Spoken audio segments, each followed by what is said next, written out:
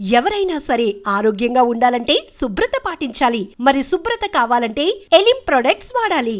అంటే అన్న మీరు ఇలా మాట్లాడుతున్నారు, సో కంప్లీట్గా మారిపోయారు.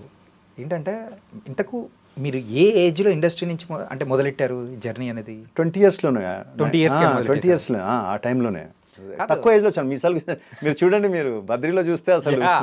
మీసాలు గడ్డాలు కూడా రాలే నాకు. అసలు చాలా ఆ ఫేస్ ఈ ఫేస్ ఇప్పుడు గుర్తుపట్టారు మీరు, ఇంత లాంగ్ హెయిర్స్ విచిత్రంగా, అంటే నాకే విచిత్రంగా అనిపించేది చూస్తే. కానీ ఆ టైంలో సార్కి పూరి గారికి నచ్చింది. అంటే ఆ టైంలో లాంగ్ హెయిర్స్ ట్రెండ్స్ లేదు, ఎవరు పెద్దగా తిరిగే వాళ్ళు కాదు. మేమంతా ఆయనకు ఒక వింత కనిపించాం. ఈ లాంగ్ హెయిర్స్ చూసే వరకు అరే వీళ్ళను బ్యాక్, ఈవెన్ మన పవన్ కళ్యాణ్ గారు కూడా అంటే అందరిలో Different గా ఉన్నారు. డిఫరెంట్ ఉంటేనే కదా సినిమాలు పనిచేసేది. సో మేము కూడా ఆ ఒక హెయిర్ స్టైల్ని తీసుకొని కొన్ని రోజులు దాన్ని క్యాష్ చేసుకున్నాము. ఒక సర్టన్ టైం తర్వాత ఇంకా చాలు, ఇంకా ఇది దీని పని అయిపోయింది, ఇంకా మనకు అంత పేరు వచ్చింది.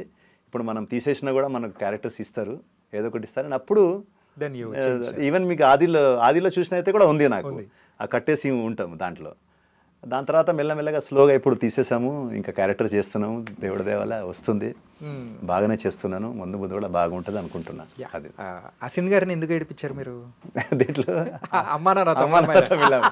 భలే అది సీన్ భలే ఉంటది అండి, అసలు. మంచి సీన్ అండి అది. Yeah. అసలు పూరి గారు సార్, పూరి గారు నిజంగా ఆయన రైటింగ్ కానీ, ఆయన డైలాగ్స్ కానీ, డైరెక్షన్ కానీ అద్భుతం. అసలు మీరు పూరి గారితో వర్క్ చేస్తుంటే అసలు వర్క్ చేసినట్టే ఉండదు.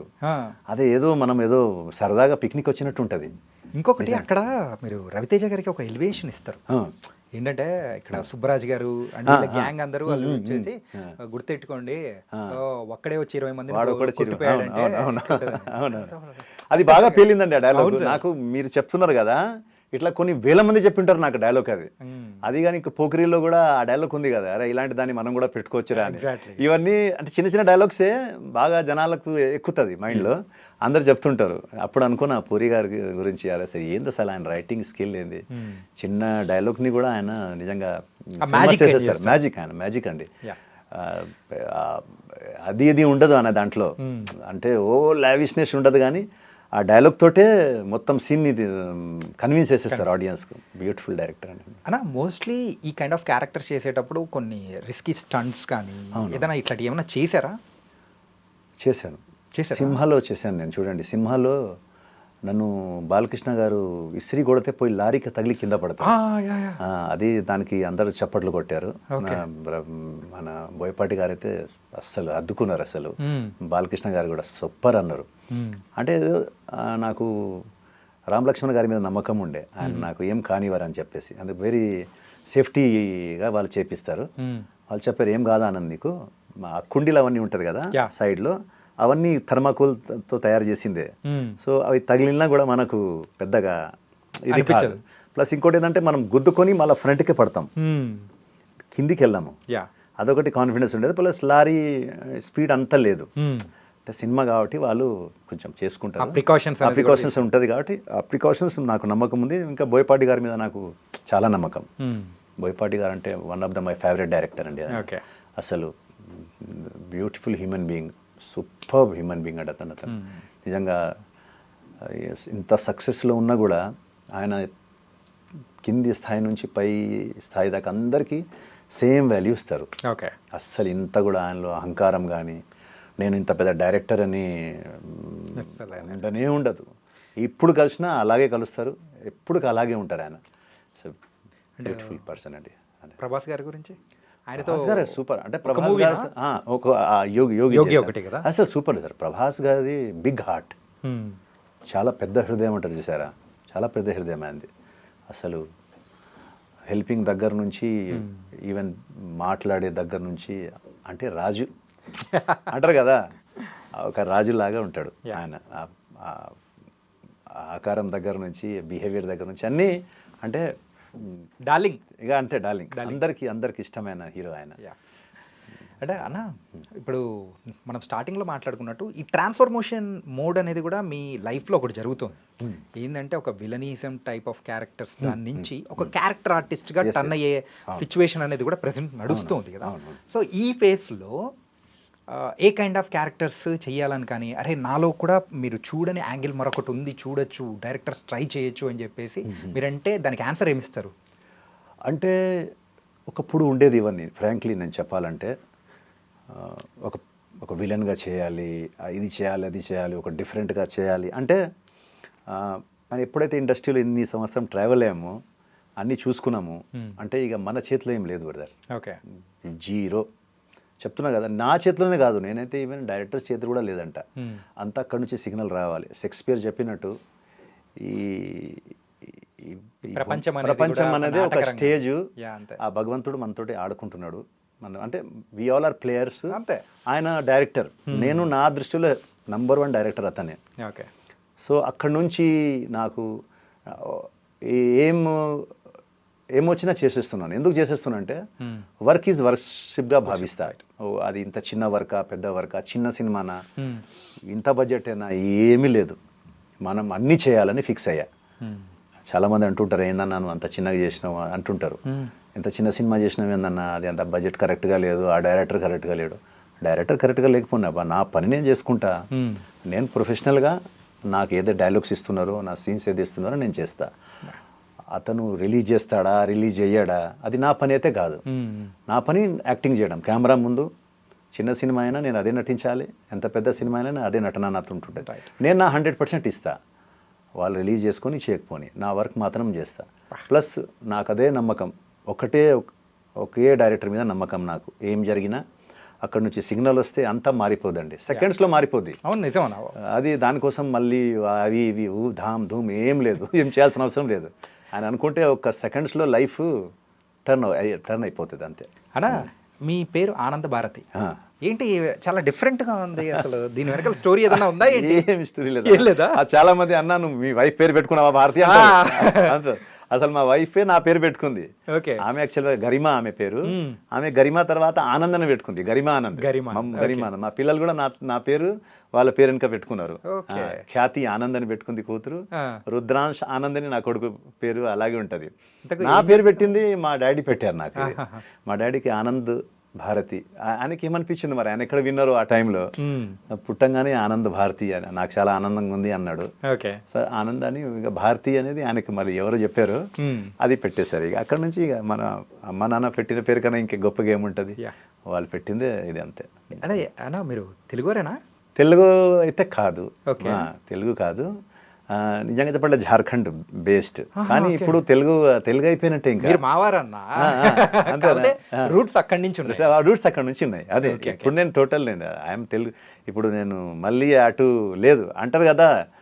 ఇంకోటి ఏమంటారు అంటే, సామెత ఉంది చూసారా, కన్న తల్లి కన్నా పెంచిన తల్లి గొప్పదట. అంతే కదా. ఇప్పుడు అది కన్న తల్లి, నేను జార్ఖండ్లో పుట్టాను కానీ నేను పెరిగింది ఇప్పుడు ఉండేది ఇక్కడ తెలుగువారే. ఉప్పు పప్పు అన్నీ తినేది నేను ఇక్కడదే కాబట్టి నాకు ఇదే పెంచిన తల్లి గొప్పది అంటారు. నాకు ఈ ల్యాండే, ఎస్పెషల్లీ తెలంగాణలో మా డాడీ ట్రాన్స్ఫర్ అయ్యారు అప్పుడు. BCCL Bharat coking coal limited అని ధన్బాద్లో ఉంటుంది, చాలా పెద్దది కోల్ మైన్స్ అది. అక్కడ నుంచి ట్రాన్స్ఫర్ చేస్తే ఇక్కడ సింగరేణి కాలరీస్ కంపెనీ ఆదిలాబాద్ ఇవన్నీ ఉంది కదా, కోల్ బెల్ట్ ఉంది కదా, రామగుండం ఇటు బెల్లంపల్లి. సో ఆ బెల్లంపల్లికి రావడం జరిగింది డాడీ ట్రాన్స్ఫర్ అయ్యి. ఇంకా ఇక్కడే ఉండిపోయాం. ఇంకా దాని తర్వాత ఈ 10th అయిపోయిన తర్వాత సిటీకి రావడము, డిగ్రీ ఇంటర్మీడియట్ తర్వాత డిగ్రీ చేయడం. దాని తర్వాత మా గురుగారు మన సూర్య భగవాన్ దాస్ గారు కలవడము. ఆయన నిజంగా ఆయనే అసలు ఇండస్ట్రీ తీసుకెళ్ళింది ఆయననే, చూపెట్టింది ఆయననే. ఇండస్ట్రీ అవే సినిమా ఇండస్ట్రీ ఎలా ఉంటుందని చూపెట్టింది ఆయన. ఒక లైఫ్ ఇచ్చింది మన గాడ్ ఫాదర్గా, సినిమాకి పరిచయం చేపించింది మన పవన్ కళ్యాణ్ గారు. ఇక దాని తర్వాత అంటారు కదా, ఇప్పుడు క్లాస్లో అన్ని టీచర్స్ ఉంటారు, మ్యాథ్స్, ఇంగ్లీష్, సోషల్ స్టడీస్ అన్నీ. సో అలా ఒక్కొక్క డైరెక్టర్, ఒక్కొక్క టీచర్ మనకు. ఆ టీచర్స్ వాళ్ళు మనకు పాఠాలు నేర్పించాడు, జీవిత పాఠాలు కాకుండా సినిమా పాఠాలు వాళ్ళు నేర్పించారు. వాళ్ళు మనకు ఇప్పుడు నేర్చుకుంటూనే ఉన్నాం. ఈరోజు వచ్చిన డైరెక్టర్ కూడా నాకు నిజంగా ఈరోజు కొత్తగా వచ్చి డైరెక్షన్ చేస్తున్నాను కూడా నేను అతను చెప్పినట్టే వింటా. ఎందుకంటే నేను డైరెక్టర్ యాక్టర్స్ని, నేను వాళ్ళకి అడ్వైస్ ఇవ్వను. ఎందుకంటే ఏ డైరెక్టర్ అయినా ఒక థింకింగ్, ఒక థాట్ తోటే వస్తాడు ఇది తీయాలని. నేను వాళ్ళకి డిస్టర్బ్ చేయను. అతను ఈరోజే రాని ఇండస్ట్రీకి, అతను ఏదో పెట్టుకునే వస్తాడు, ఆనంద్ నాకు ఈ క్యారెక్టర్ ఇవ్వాలి, ఇలా డైలాగ్ చెప్తే బాగుంటుందని చెప్తాడు. ఓకే తమ్ముడు నువ్వు ఎలా అంటే ఎలా అని చెప్తాను. సో నేను నా పని వరకే నేను చేసుకుంటా, డైరెక్టర్ పని వాళ్ళకి చేస్తేనే కరెక్ట్, ఎవరి పని వాళ్ళకి చేయనిస్తే సూపర్, అసలు ఇంకా అసలు ఆ ప్రాబ్లమే రాదు. నా ఆఖరిగా మిమ్మల్ని క్వశ్చన్ అడుగుతాను ఏంటంటే, ఈ డబ్బు పరంగా అయినా కానీ సో ఫైనాన్షియల్ ఇష్యూస్ విషయానికి వచ్చేటప్పటికి ఎక్కడో చోట కొంచెం ఫిక్కిలైన సందర్భాలు అనేది కూడా ఆర్టిస్టుల విషయంలో చూస్తూ ఉంటాం. అంటే మీ సందర్భంలో ఏదైనా ఇట్లాంటిది ఏదైనా జరిగిందా మీ విషయంలో? డైలీ జరుగుతుంది బ్రదర్ అది. ఎందుకంటే ఆర్టిస్ట్కు ఒక గవర్నమెంట్ ఆఫీషియల్ లాగానో లేకుంటే ఏదైనా బిజినెస్ మ్యాన్ లాగా డబ్బులు ఉండవు. షూటింగ్ ఉన్నప్పుడు డబ్బులు వస్తాయి. అది వచ్చినప్పుడు ఎలా ఉంటుందంటే, నేను చెప్పాను కదా మీకు, మేనేజ్మెంట్ అనేది వెరీ ఇంపార్టెంట్ ఉంటుంది. ఇప్పుడు నేను అదే మీకు ఒక విషయం అదే చెప్పాలనుకున్నా. ఫిష్ వెంకట్ చాలా బిజీ, నాకు చాలా క్లోజ్ ఫ్రెండ్, నాకు చాలా దగ్గర. అతను కొన్ని సందర్భాల్లో రెండు జేబులలో లక్షలు చూశాను నేను అతనికి. 5-5 షూటింగ్లు రోజుకు 4-5 షూటింగ్ చేసేవాడు. ఓకే, ఫుల్ నాకే డబ్బులు ఇచ్చారే మామ, నేను రాలేను షూటింగ్ నుంచి, నేను ఫలానా అంటే నా దగ్గరే మా సుచిత్రాలోనే ఒకటి డూప్లెక్స్ తీసుకున్నాడు. ఆ ఓనర్కి క్యాష్ అప్పుడు క్యాష్ కొంచెం ఇస్తా అని చెప్పినట్టున్నాడు. వాళ్ళిద్దరే మాట్లాడుకున్నారు. సో నాకు ఎప్పుడైనా షూటింగ్లో కలిసేటప్పుడు, అరే మామ ఈ 2 లక్షలు ప్లీజ్ పోయి ఇవ్వరా, ఏమనుకోకరా మామ అని అనేవాడు. నువ్వు అటు వెళ్తున్నావు, మీ ఇల్లు అదే కదా, నా మీద నమ్మకం. మళ్ళీ ఇక్కడ ఆనంద్ రూపాయి తీసుకోవడం నాకు తెలుసు. సో నాకు ఇచ్చేసేవాడు, నేను తెచ్చి ఇక్కడ ఇచ్చేవాడిని. సో అంత డబ్బులు ఒకప్పుడు ఉన్న ఫిష్ వెంకట్కి మిస్మేనేజ్మెంట్ ఆఫ్ మనీ అంటారు చూసారా, అది జరగడంతో ఈరోజు ఏమీ లేదు. ఆ టైంలో అతను ఆ మనీని కొంచెం సేవ్ చేసేవో, లేకుంటే ల్యాండ్ తీసుకునో, లేకుంటే ఏదో సంథింగ్ మేనేజ్ చేసేది ఉంటే ఈరోజు అతనికి ఈ పరిస్థితి రాకపోయేది. కానీ అది ఆ మాయకత్వమా అతనిలో, లేకుంటే అసలు అతనికి దాని గురించి పట్టించుకోలేదా, డబ్బులు అంటే ఈరోజు నా దగ్గర ఉందంటే ఎప్పుడు నా దగ్గర ఉంటుందా అనుకున్నాడా, అది తెలియదు నాకు. లేకుంటే మేనేజ్మెంట్ తెలియదా, హౌ టు మేనేజ్ మనీ అనేది తెలియదా. అలానే తర్వాత ఇప్పుడు చూస్తే ఏమీ లేదు.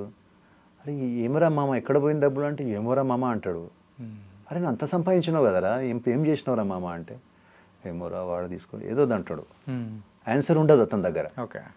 సో నేనేం చెప్పేదంటే, మాకు కూడా అదే ఆ ప్రాబ్లము అతనికి ఇప్పుడు అవుతుంది, బెడ్ మీద పడ్డ తర్వాత. ఇప్పుడు డబ్బులు అన్నీ పోయినాయి మనోడి దగ్గర. సో అందరి దగ్గర హెల్ప్ అడగాల్సిన పరిస్థితి వచ్చింది. మాకేందంటే ఒక్కొక్కసారి 3-4 మంత్స్ కూడా షూటింగ్ ఉండదు. అయితే ఉన్నప్పుడు మనం ఏదైతే మన దగ్గర ఉంటుందో డబ్బులు, దాన్ని మేనేజ్ చేసుకుంటే మనకు ఆ ప్రాబ్లం రాదు. నైస్ అన్న.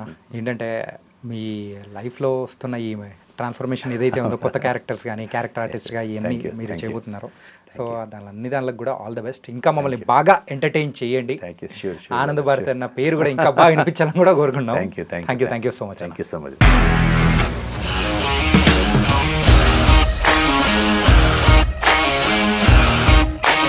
ఇండస్ట్రీలో కమిట్మెంట్ ఇష్యూస్ వస్తే నీకు కూడా వచ్చినట్టు? మార్నింగ్ తీసుకెళ్ళానంటే కొట్టి పడేస్తారు.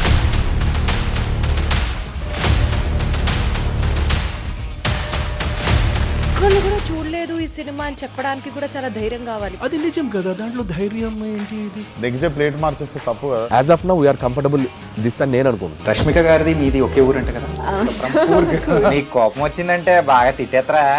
తిట్టేద్దామండి. నిజంగా గేమ్ ని ఎలా చేంజ్ చేయగలిగారు? ఏపీఎస్ఎఫ్సి వాళ్ళకి 6 నెలల్లో నేను 6 లక్షలు కట్టా. బిజినెస్ చేయాలనుకుంటే it is as difficult as riding a tiger.